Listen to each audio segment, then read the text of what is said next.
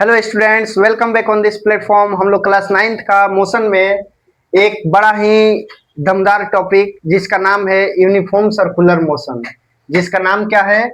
UCM यानी uniform circular motion. इसे UCM के नाम से भी जाना जाता है। इस टॉपिक तक हम लोग आ गए हैं और ये हमारा मोशन का सबसे लास्ट टॉपिक है। इसके बाद ये हमारा चैप्टर फिनिश हो जाएगा। ठीक, अब इसके बाद हम लोग क्या करेंगे? इसके बाद हम लोग अपने second chapter force and laws of motion की ओर आ जाएंगे। तो मतलब हमारा ये आज का लास्ट टॉपिक है, छोटा सा टॉपिक है अगर अकॉर्डिंग टू क्लास 9 हम देखें तो आइए शुरू करते हैं। ये यूसीएम क्या है?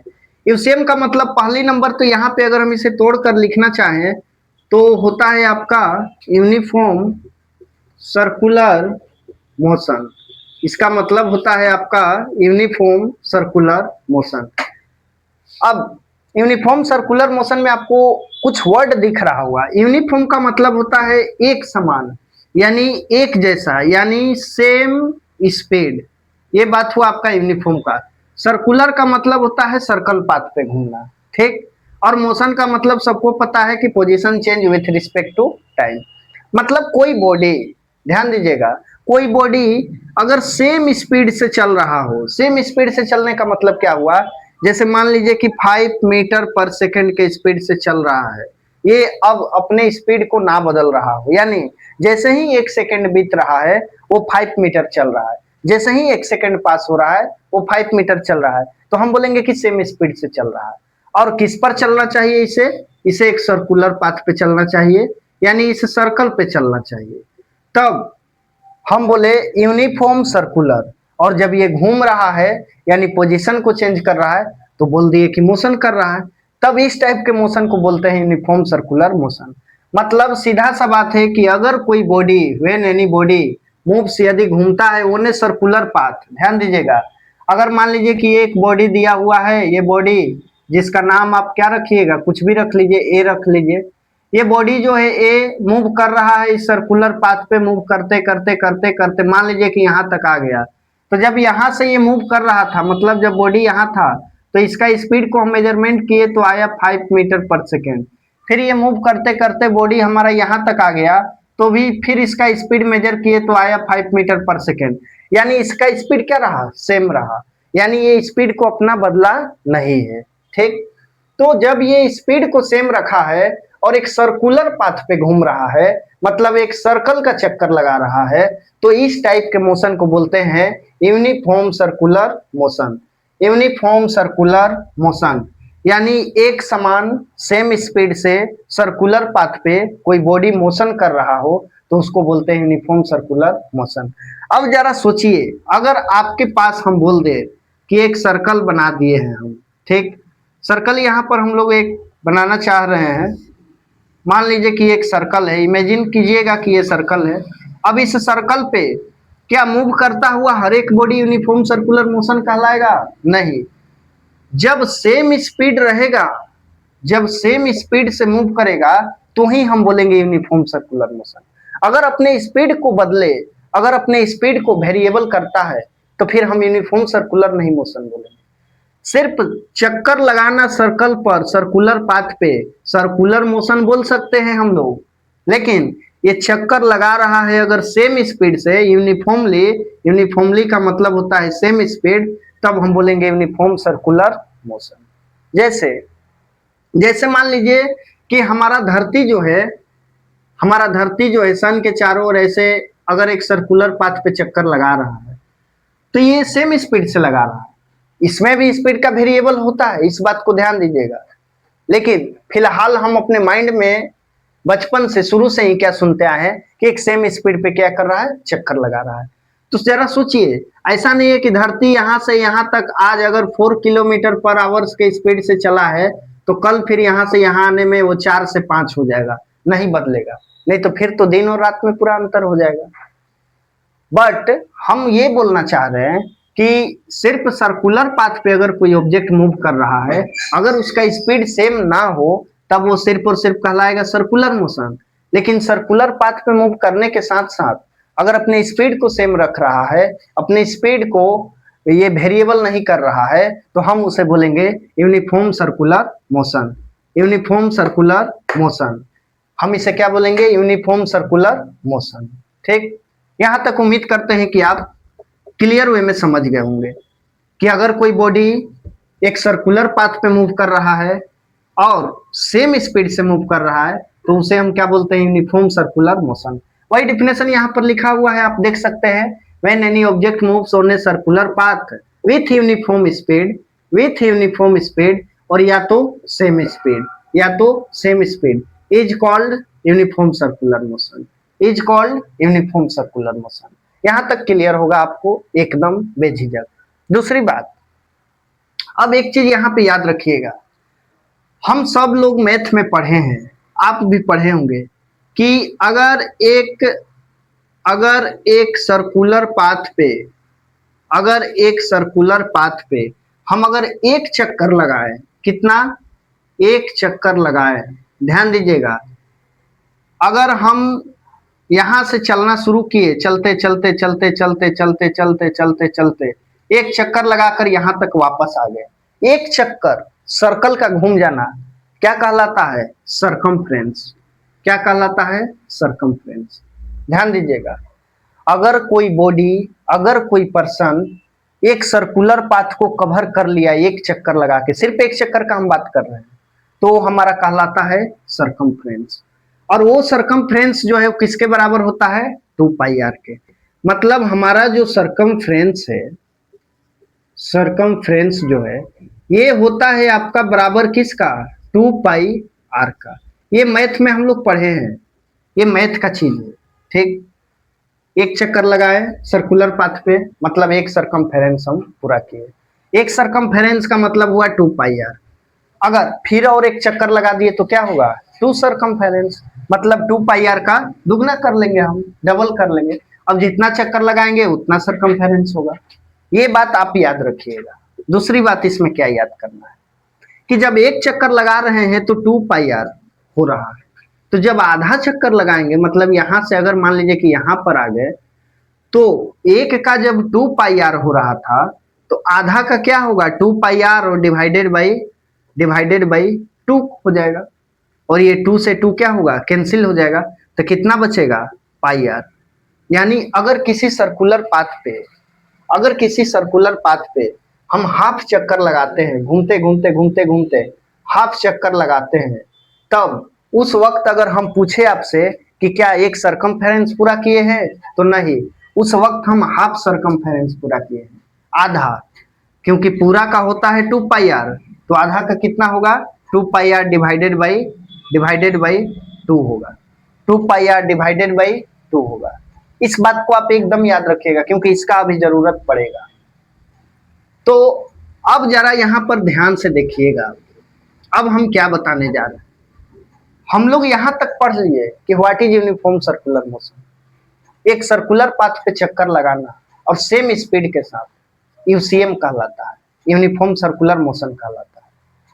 एक सर्कुलर पाथ का एक चक्कर लगा देना सरकमफेरेंस का नाम से जाना जाता है, जिसे हम 2πr का नाम देते हैं। तो अब हम आपसे पूछ रहे हैं कि अगर स्पीड निकालना हो सर्कुलर मोशन का, मतलब कोई सर्कुलर पाथ पे मोशन कर रहा है बॉडी और उसका हमें स्पीड चाहिए, तो हम क्या करेंगे, हम फॉर्मूला पढ़े हैं, क्या पढ़े हैं, speed equal to distance by time. हम फॉर्मूला पढ़े हैं speed equal to distance by time. तो अब हमें सर्कुलर मोशन का स्पीड चाहिए कि इस सर्कल पे जो पर्सन घूम रहा है वो किस स्पीड से घूम रहा है, वो स्पीड अगर निकालना हो तो हम क्या करेंगे। देखिए अब हम क्या करेंगे, उस कंडीशन में हम क्या करते हैं कि हम डायरेक्टली डिस्टेंस को पहले खोजते हैं और फिर टाइम को। तो अगर एक चक्कर बोला जा रहा है, लगाया है कोई पर्सन, तो हम आपसे पूछना चाह रहे हैं कि एक चक्कर का, यानी 1c, मतलब एक चक्कर का डिस्टेंस कितना होगा, 2πr के बराबर होगा, 2πr के बराबर होगा। ये तो लॉजिकली बात है, सोचने वाला, कि कोई पर्सन एक सर्कल पे एक चक्कर लगा दिया, यानी सरकमफेरेंस पूरा किया, और सरकमफेरेंस का वैल्यू कितना होता है, 2πr होता है। तो हम इसका स्पीड निकालना चाह रहे हैं। तो speed equal to distance by time होता है। एक चक्कर लगाया तो मतलब क्या हुआ, 2πr यानी सरकमफेरेंस। तो ये देखिए speed of circular motion equal to distance, distance बोले तो सरकमफेरेंस, डिस्टेंस बोले तो सरकमफेरेंस डिवाइडेड बाय उसे एक चक्कर पूरा करने में कितना समय लगा, वो है टाइम हमारा, वो है टाइम हमारा। मतलब इससे हमें क्या क्या पता चल गया, हमें ये पता चला कि स्पीड का फॉर्मूला होता है डिस्टेंस बाय टाइम। तो ये कितना डिस्टेंस कवर किया है, तो जो सरकमफेरेंस के बराबर होगा। तो ये हो गया डिस्टेंस, यानी डिस्टेंस ऊपर लिखे हैं हम और उसी को सरकमफेरेंस के रूप में लिखे हैं। और इसे घूमने में, एक चक्कर लगाने में कितना समय लगा, तो नीचे में क्या लिखे, टाइम लिखे। अब सबको पता है, बच्चा बच्चा जानता है कि सरकमफेरेंस का वैल्यू 2πr होता है और नीचे में हम यहाँ पर क्या लिखेंगे, टाइम लिखेंगे। नीचे में हम यहाँ पर क्या लिखेंगे, टाइम लिखेंगे। अब यहाँ से हम स्पीड निकाल सकते हैं। मान लीजिए, मानना ही पड़ेगा, मान क्या लीजिए, मानना ही पड़ेगा। क्या चीज मानना होगा कि अगर हमें स्पीड अगर निकालना पड़ जाए, तो अभी तक तो हम लोग इसका फॉर्मूला पढ़ लिए, speed of circular motion equal to circumference divided by time. Circumference that means distance, जो चक्कर लगाने में डिस्टेंस, जो दूरी तय किया वो सरकमफेरेंस के बराबर है, यानी वो किसके बराबर है, 2πr और divided by time, divided by time, divided by time. ठीक। अब मान लीजिए कि एक सर्कुलर पाथ है, ये एक सर्कल है, ये जब एक सर्कल है तो इसका कुछ ना कुछ रेडियस तो होगा ही।